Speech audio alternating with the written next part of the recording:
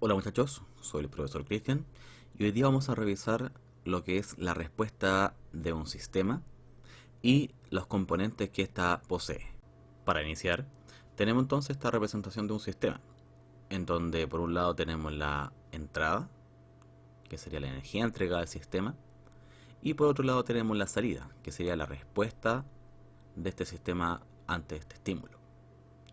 También esta es conocida como la variable medida del sistema. Bien, a continuación vamos a analizar esto gráficamente. Entonces aquí vamos a poner una gráfica y tenemos que al iniciarse un estímulo en un instante de tiempo determinado, se va a generar entonces una respuesta, que puede ser como esta gráfica que estoy representando, en donde esta respuesta va a tener dos etapas. Entonces aquí voy a subdividir las dos etapas donde se puede representar. La primera etapa vamos a llamarla entonces la respuesta transitoria del sistema. Y la segunda etapa en la cual se representa esto sería la parte en estado estable o respuesta permanente. Entonces aquí voy a colocar que sería la respuesta transitoria. Y esta segunda parte va a ser la respuesta permanente o la respuesta en estado estable.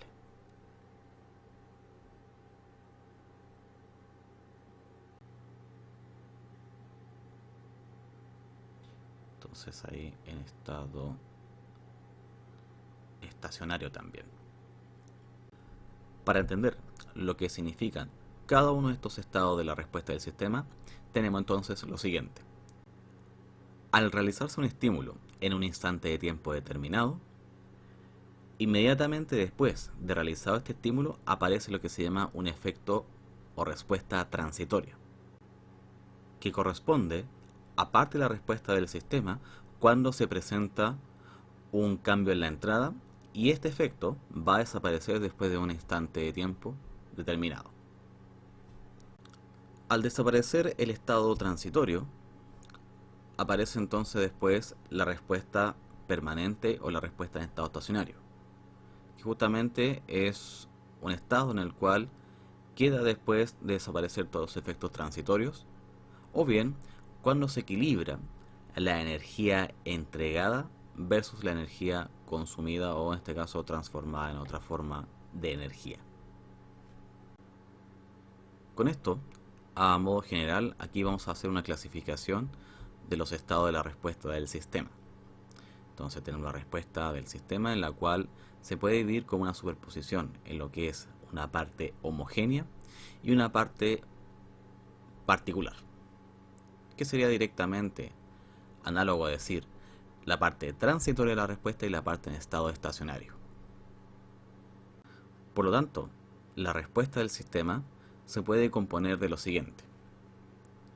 Tenemos que va a ser una parte que va a ser la respuesta homogénea o natural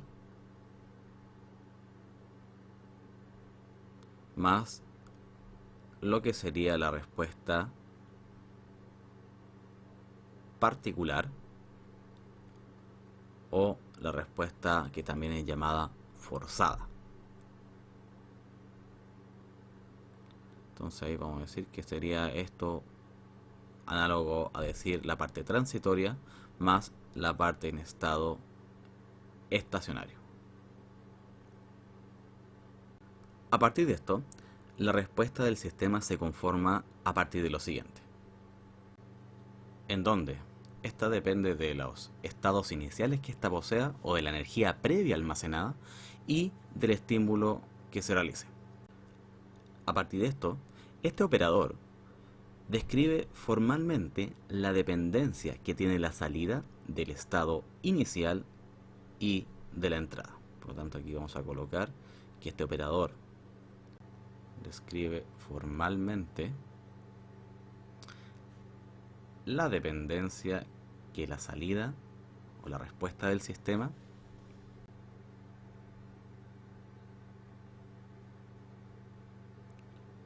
entonces la salida tiene del estado inicial, o bien dicho, la energía almacenada del sistema, y la entrada o el estímulo realizado. Entonces aquí vamos a destacar que la salida o respuesta del sistema describe entonces a través de este operador que hemos conformado del estado inicial y depende de la entrada.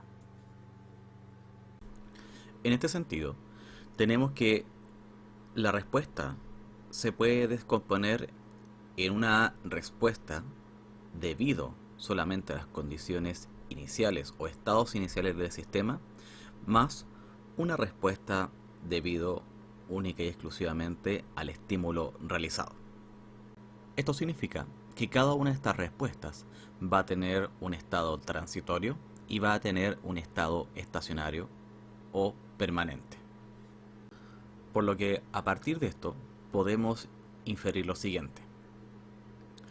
Cada una de las respuestas transitorias generadas por cada uno de los aportes, tanto de la respuesta a la entrada como la respuesta ante los estados iniciales, conformarían entonces la respuesta transitoria total del sistema. Y los estados estacionarios de la respuesta ante las condiciones iniciales o estados iniciales y la respuesta ante la entrada o estímulo conformarían la respuesta permanente o en estado estacionario total del sistema. Por lo que la respuesta total estaría conformada como la superposición del estado transitorio y el estado estacionario, en donde el estado transitorio depende del comportamiento natural del sistema. ¿Qué quiere decir esto? Ahí el estado transitorio nos va a decir si el sistema es rápido, lento, estable o inestable, o si tiene algún grado de amortiguamiento. Y la respuesta permanente o en estado estacionario depende entonces de las características que tenga el estímulo o la señal de entrada.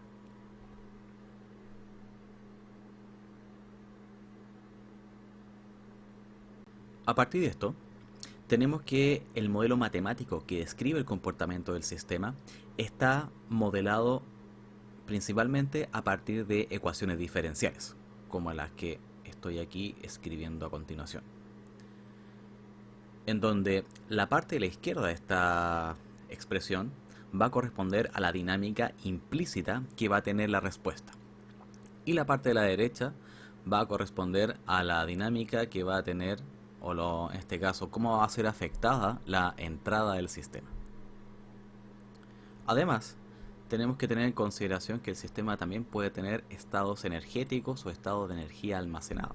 Por lo tanto, a partir de esto podemos tener en consideración las condiciones iniciales que va a poder tener a partir entonces de cada uno de estos estados o componentes que conforman el mismo sistema.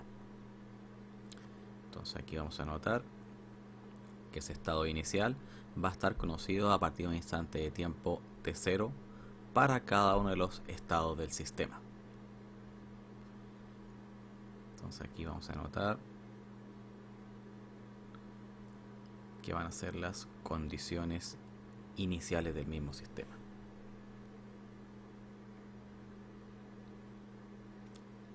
En este sentido, para conocer el comportamiento del sistema o la naturaleza que describe su comportamiento, esto lo vamos a determinar a partir de las frecuencias y modos naturales de la respuesta. Tenemos entonces que la componente homogénea depende de la ecuación característica. Entonces aquí vamos a notar que la componente homogénea depende de la ecuación característica del sistema. ¿Esto qué quiere decir? Que esa componente homogénea o respuesta homogénea va a indicar la estructura del comportamiento natural o respuesta natural del sistema. ¿Cómo se determina esta ecuación característica entonces? Tomamos la ecuación diferencial y consideramos la parte izquierda que va a corresponder a la dinámica implícita del sistema, haciendo 0 el estímulo. tal como ahí lo estoy indicando. Y lo que vamos a hacer es reemplazar cada una de estas derivadas de la ecuación diferencial por medio de un operador que reemplaza cada una de las derivadas por medio de un s elevado a la k, donde k sería el orden asociado a la derivada a evaluar. Por lo tanto, al reemplazar este operador, la ecuación diferencial que queda resultante es expresada como un polinomio, en donde el orden de este polinomio estaría asociado directamente al orden de la ecuación diferencial.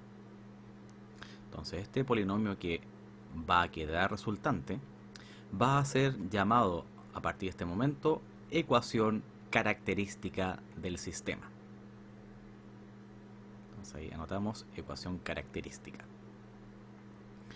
en donde las soluciones de la ecuación característica, entonces aquí vamos a anotar las soluciones de la ecuación característica,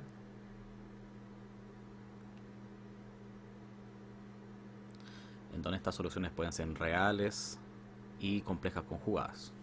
Entonces ahí vamos a escribir las soluciones que estaríamos indicando. Van a ser llamadas valores propios o también valores característicos o también llamadas frecuencias naturales. Entonces aquí vamos a anotar valores propios, también eran llamados, como habíamos indicado, valores característicos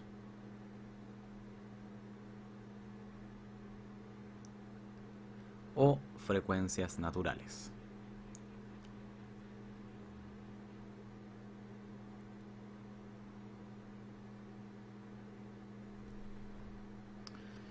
En este sentido, estos valores o soluciones de esta ecuación característica van a determinar entonces la estructura de la respuesta natural o respuesta homogénea del sistema, a partir entonces de la siguiente expresión, donde ahí la respuesta homogénea estaría conformada como una superposición de elementos que dependen de la solución de esta ecuación característica. Entonces aquí terminamos de anotar la expresión, donde estos elementos estarían determinados en primera instancia como una constante multiplicada por una variable temporal y una exponencial elevada a la solución de la ecuación característica. Todos estos elementos dependen de cómo esté conformada las soluciones de la ecuación característica. Esto quiere decir si son reales y distintas, reales e iguales o soluciones complejas conjugadas. En este sentido, tenemos que esta constante sería una constante arbitraria que generan grados de libertad para que la respuesta completa satisfaga las condiciones iniciales. Por lo tanto, aquí notamos que son constantes arbitrarias que generan grados de libertad para que la respuesta completa satisfaga las condiciones iniciales. ¿Qué quiere decir esto? Que esa constante depende cómo estén dadas las condiciones iniciales en relación a cómo esté compuesto el sistema y además de la entrada en particular. Entonces aquí terminamos de escribir satisfaga las condiciones iniciales.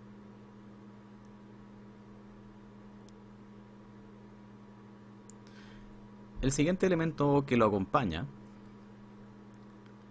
que lo voy a destacar en amarillo, serían entonces llamados los modos naturales de respuesta. Entonces ahí estarían destacados la característica de comportamiento del sistema a través de esta respuesta homogénea. Por otro lado, en relación a la respuesta particular, existen entonces los denominados modos forzantes y modos forzados. La respuesta particular y su P está ligada estrechamente con la entrada. ¿Qué quiere decir esto? Que en relación a la respuesta permanente o la respuesta en estado estacionario, esta está ligada o tiene relación directa de cómo es el comportamiento de la señal de entrada o del estímulo realizado.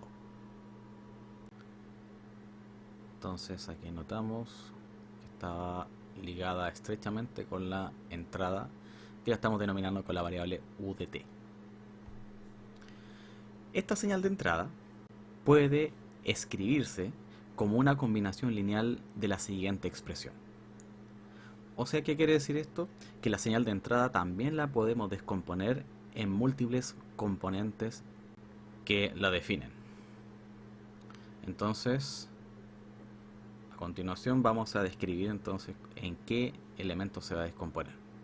Entonces esta señal de entrada la vamos a descomponer en una superposición. Vamos a colocar una sumatoria de alguna constante b que la va a definir multiplicado por una exponencial elevada a beta, en donde esta exponencial, que aquí la vamos a destacar, sería llamado el modo forzante, componente de la señal de entrada. Entonces aquí anotamos que esto sería el modo forzante, componente entonces de la señal de entrada. Por lo tanto, para componer ahora la respuesta particular, que es parte de la respuesta permanente del sistema, tenemos lo siguiente. Esta respuesta particular se va a componer como la superposición de las respuestas particulares que se generan a partir de cada modo forzante encontrado o determinado a partir de la señal de entrada. Por lo tanto, la respuesta particular contiene ahora modos que se llaman forzados. Entonces vamos a notar que contiene modos forzados, donde cada uno de estos modos forzados se construye. Ahí estamos los modos forzados. Cada uno de ellos los vamos a construir a partir de los modos forzantes. Entonces aquí vamos a notar que cada uno de ellos los vamos a construir a partir de cada uno de los modos forzantes que va a tener la señal de entrada, ponderado por una ganancia o una constante k, la cual esta constante se infiere a partir de cómo esté determinado el sistema. ¿Cómo entonces vamos a encontrar esta ganancia? Básicamente lo que vamos a hacer es que vamos a hacer un cociente entre los coeficientes que determinan la ecuación diferencial, en donde cada uno de ellos estará ponderado con respecto a beta del modo forzante.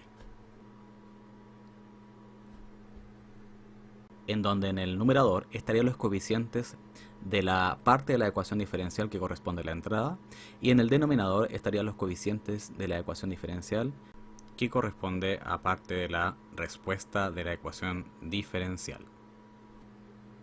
Por lo tanto, tenemos que b sub k, que está en el numerador, y a sub l, que está en el denominador, corresponderá entonces a los coeficientes constantes dentro de la ecuación diferencial. Entonces ahí lo vamos a destacar. Y aquí entonces vamos a dejar indicado que corresponden a los coeficientes constantes de la ecuación diferencial.